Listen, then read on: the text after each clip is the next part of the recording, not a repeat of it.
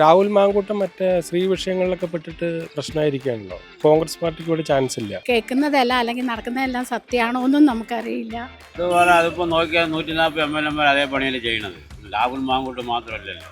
യുവതലമുറയുടെ ഹരമായിട്ട് വന്നിട്ടുള്ള രാഹുൽ മാങ്കൂട്ടം ഇത്തരത്തിൽ ഒരു കേസിനകത്ത് ഉൾപ്പെട്ടതിനെ തുടർന്ന് പാലക്കാട് മണ്ഡലം പൂർണ്ണമായിട്ടും കോൺഗ്രസിൽ നിന്നും മാറാനുള്ള സാധ്യത കൂടുതലാണ്. അതൊന്നും ഇവിടെ വിഷയമായില്ല. ഇവിടെ UDF തന്നെ ജയിക്കും. UDF ജയിക്കുള്ളൂ.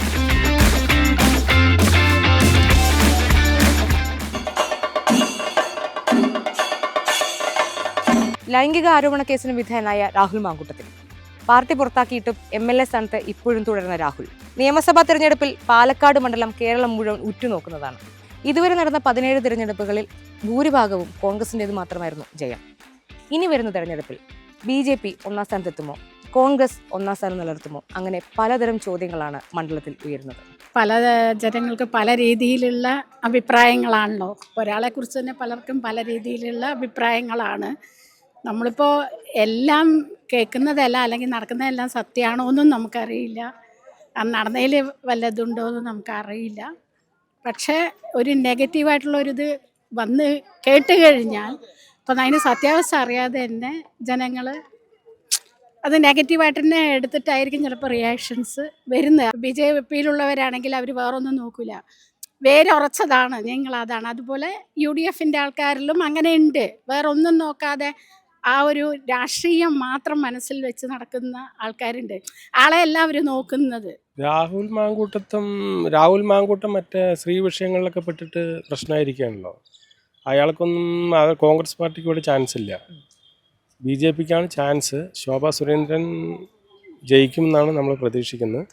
ഇവിടെ എല്ലാവരും ശോഭാ സുരേന്ദ്രനെ വോട്ട് ചെയ്യാൻ സാധ്യതയുള്ളൂ. എന്താ പറഞ്ഞാൽ കോൺഗ്രസ്സിൽ വലിയ പ്രശ്നമാണ്. CPM-ൽ 3-ാം സ്ഥാനത്താണ് മുമ്പ് ഉണ്ടായിരുന്നത്. ഇപ്പോൾ അവർക്ക് ചാൻസ് ഇല്ല.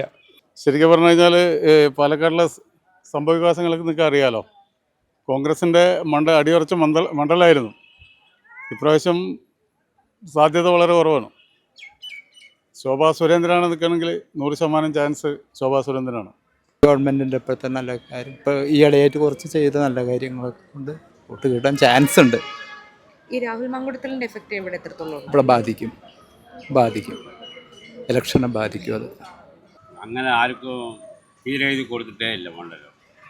ഏതാ നല്ല സ്ഥാനാർത്ഥി നിൽക്കണോ അവർക്ക് വോട്ട് ചെയ്ത് ജയിക്കും. അത് UDF ഇല്ല, LDF ഇല്ല, BJP ഇല്ല. ജനങ്ങളാണ് തീരുമാനിക്കുന്നത് ആര് ജയിക്കണം, ആര് പോകണം. അത് ആരിൻ്റെ മണ്ഡലമായിട്ട് കേരളത്തിൽ ആർക്കും കുത്തകയേ ഇല്ല. രാഹുൽ മാങ്കൂട്ടത്തിൻ്റെ വിഷയം വലിയ തോതിൽ ബാധിച്ചിട്ടുണ്ട്. അതുപോലെ അതിപ്പോൾ നോക്കിയാൽ 140 MLA അതേ പണിയല്ലേ ചെയ്യണത്. രാഹുൽ മാങ്കൂട്ടം മാത്രമല്ലല്ലോ. ഇപ്പോൾ നിൽക്കേണ്ടവർ 144 ചെയ്തവരാണ്. അവരുടെ ചരിത്രം എടുത്തു കഴിഞ്ഞാൽ എല്ലാവരും അറിയാം. ഇപ്പോൾ രാഹുൽ മാങ്കൂട്ടം പറഞ്ഞ കാര്യം ഇപ്പോൾ അതേ ചെയ്ത ആളിനാണ് ഇപ്പോൾ UDF PD സതീശൻ എടുത്തിട്ട് ഒറ്റപ്പാലം സ്ഥാനാർത്ഥി PK സതീശൻ. അപ്പോൾ ഇയാളും തമ്മിൽ എന്താ വ്യത്യാസം? ഇതാണ് ഇപ്പോൾ പെണ്ണിൻ്റെ വിഷയം പറഞ്ഞപ്പോൾ 144 ആൾ രാജിവെക്കണം. ഒരു MLA നിൽക്കാൻ പറ്റില്ല. സ്വാതന്ത്ര്യ മത്സരിച്ച് പറഞ്ഞാൽ രാഹുലിന് വോട്ട് കിട്ടും, ജയിക്കുമെന്ന് പറയാൻ പറ്റില്ല. ജനങ്ങൾക്ക് നല്ല കാര്യം ചെയ്യുന്നുണ്ട്.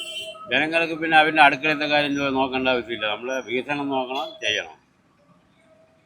ഇപ്പോൾ അവന് കുടുംബപരമായിട്ട് അതൊന്നും നമുക്ക് നോക്കേണ്ട ആവശ്യമില്ല. നമ്മൾ ജയിപ്പിച്ചുകൊണ്ട് വികസനത്തിനാണ് അത് ചെയ്യേണ്ടത് നോക്കുക. അത് 100 ഇപ്പോൾ 6 മാസത്തിൽ 5 കൊല്ലം MLA പണിയെടുത്തവൻ ചെയ്തിട്ടുണ്ട്. ഇപ്പോൾ ശോഭാ സുരേന്ദ്രനിക്ക് സാധ്യത കാണുന്നുണ്ട്. അതിനും ജയിപ്പിച്ചുകൊണ്ടും കണക്കിന് നോക്കിയാൽ അത് ജനങ്ങളുടെ ഇടയിൽ കൂടെ വന്നതാണ്. അതുകൊണ്ട് ജയിച്ചാൽ കേന്ദ്രത്തിൻ്റെ ഫണ്ടും കിട്ടി വികസനം പാലക്കാട് ഒന്നും കൂടി മെച്ചപ്പെടും. അത് എത്രത്തോളം ജയിക്കുന്ന ജനങ്ങൾ തീരുമാനിക്കും. പേര് നാസർ. ഇവിടെ UDF ജയിക്കും. രാഹുൽ മാങ്കൂട്ടത്തിന്റെ വിഷയം അത് വലിയ ഇതൊന്നുമല്ല. അതിപ്പോൾ രാഹുൽ മാങ്കൂട്ടം പാർട്ടിയിൽ നിന്ന് മാറ്റി നിർത്തിയല്ലോ. അല്ലാണ്ട് ഇപ്പം മുകേഷിന്റെ വിഷയത്തിലൊന്നും അവർ പാർട്ടി ഇതൊന്നും ആക്കിയില്ലല്ലോ. അതപ്പം തന്നെ പാർട്ടിയിൽ നിന്ന് ഇങ്ങനെ കണ്ടതും പാർട്ടിയിൽ നിന്ന് മാറ്റി നിർത്തി അതിന് ഇതാക്കിയിട്ടുണ്ട്. വേണ്ട നടപടി പാർട്ടി ചെയ്തിട്ടുണ്ട്. അതൊന്നും ഇവിടെ വിഷയമായില്ല. ഇവിടെ UDF തന്നെ ജയിക്കും. UDF ജയിക്കുള്ളൂ. അതിൻ്റെ പ്രശ്നമൊന്നും ഇവിടെ ഒതുക്കിയില്ല. അതങ്ങനെയാണ്. അതൊക്കെ പുറത്താക്കി ഇപ്പോൾ പോയി കഴിഞ്ഞില്ലേ. പിന്നെ ഇനി വരുന്നത് UDF തന്നെ വരാൻ സാധ്യത.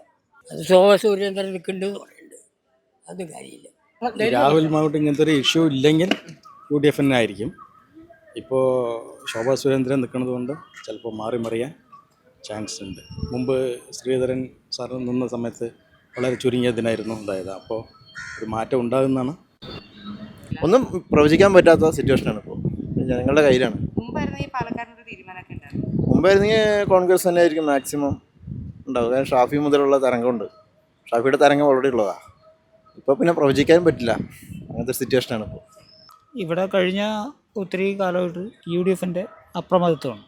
അതോടൊപ്പം തന്നെ ഇടതുപക്ഷത്തിന് ശക്തമായ ഒരു മേൽക്കോയ്മ ഉള്ള മണ്ഡലമായിരുന്നു കഴിഞ്ഞ ഒരു 15 വർഷങ്ങൾക്ക് മുൻപ്. എന്നിരുന്നാൽ പോലും യുവതലമുറയുടെ ഹരമായിട്ട് വന്നിട്ടുള്ള രാഹുൽ മാങ്കൂട്ടം ഇത്തരത്തിൽ ഒരു കേസിനകത്ത് ഉൾപ്പെട്ടതിനെ തുടർന്ന് പാലക്കാട് മണ്ഡലം പൂർണ്ണമായിട്ടും കോൺഗ്രസിൽ നിന്നും മാറാനുള്ള സാധ്യത കൂടുതലാണ്.